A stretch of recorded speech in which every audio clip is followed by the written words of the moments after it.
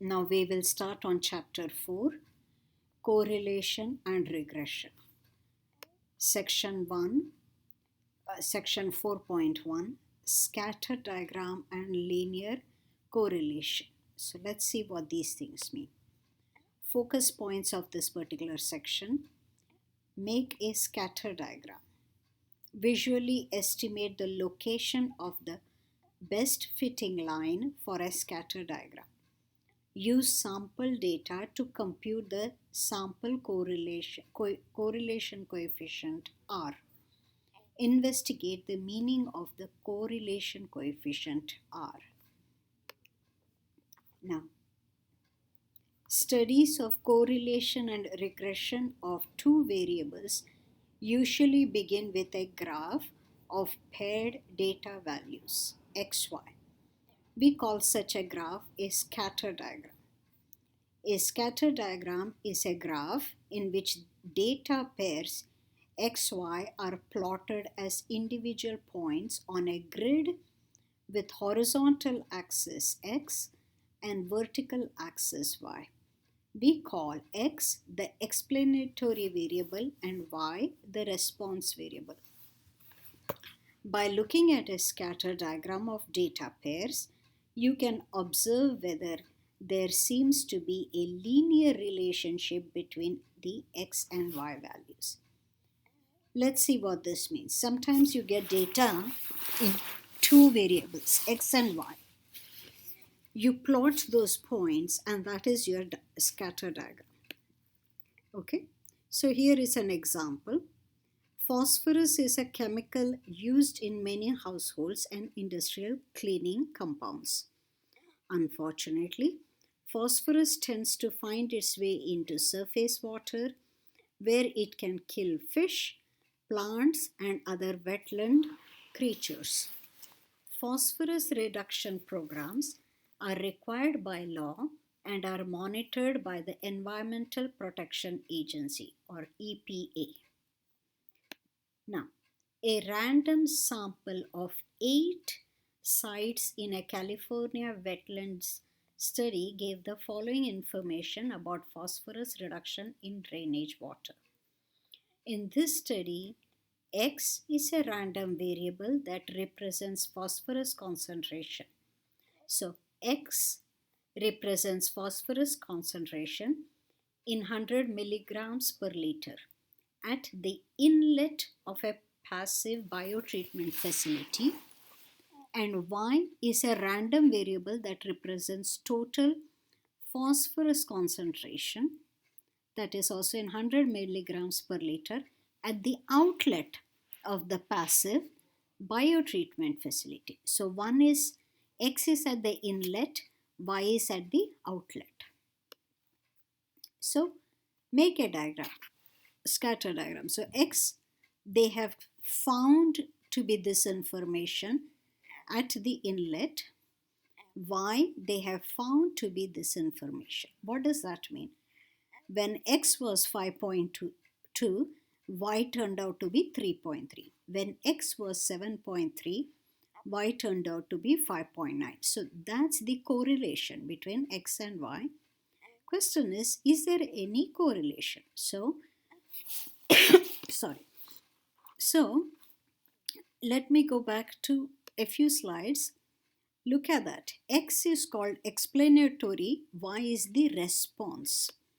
So, if Y, does it respond to X? That's what we want to understand.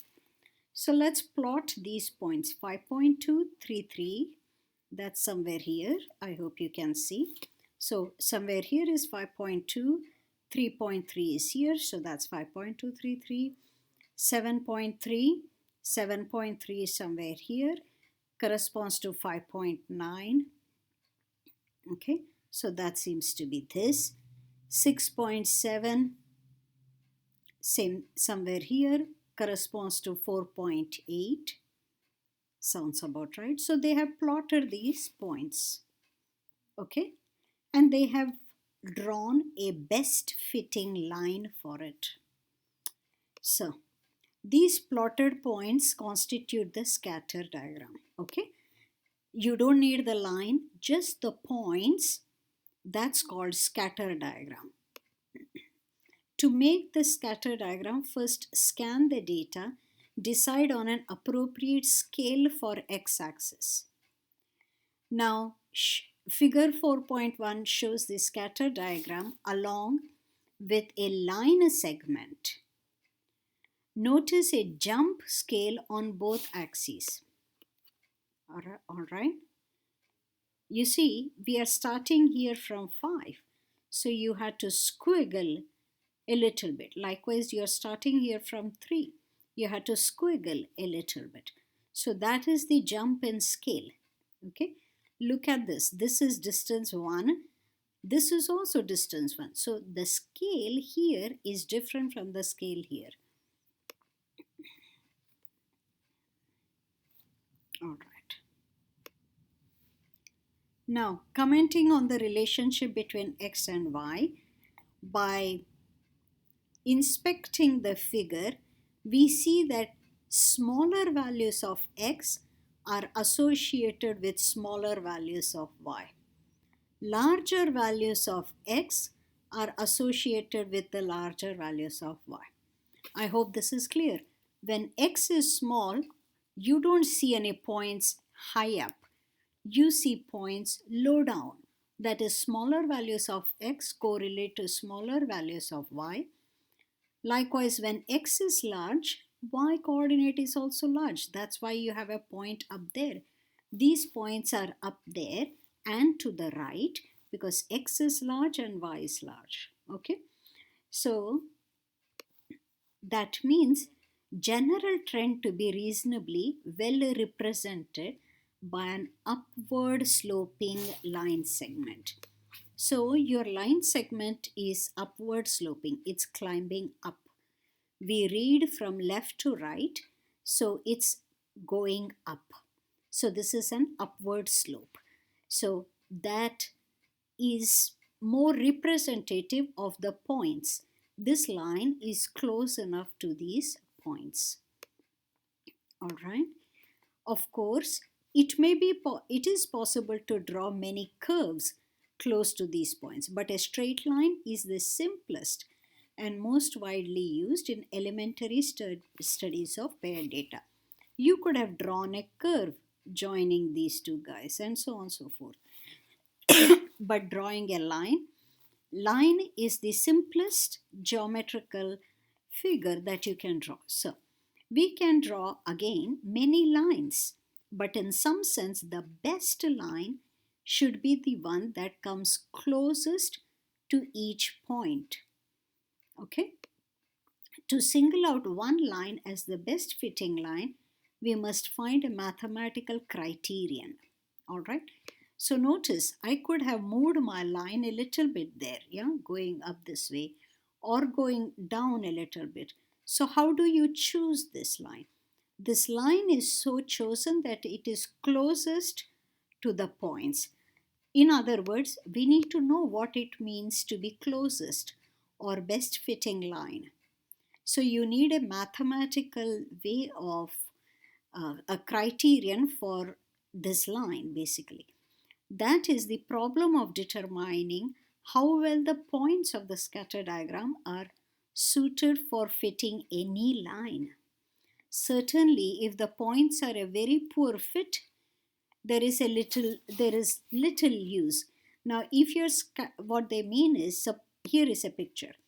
Here are some points. There is no way a line will fit it. A curve definitely does, but not a line. No line twists in this fashion.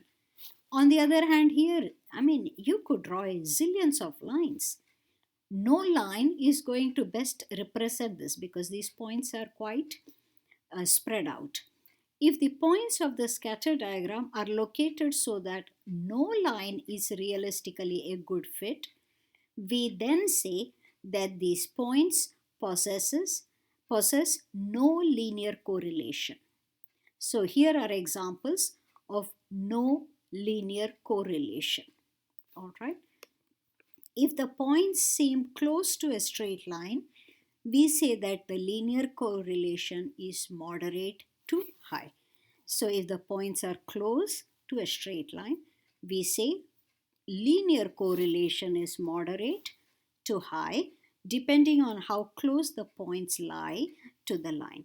If all the points do in fact lie on a line, then we have perfect line correlation. So notice moderate to close, the points are close to a line. If the points lie on a line, all the points fit on one line, we have what is called perfect linear correlation. So we'll come to the next slide in our next video. Until then,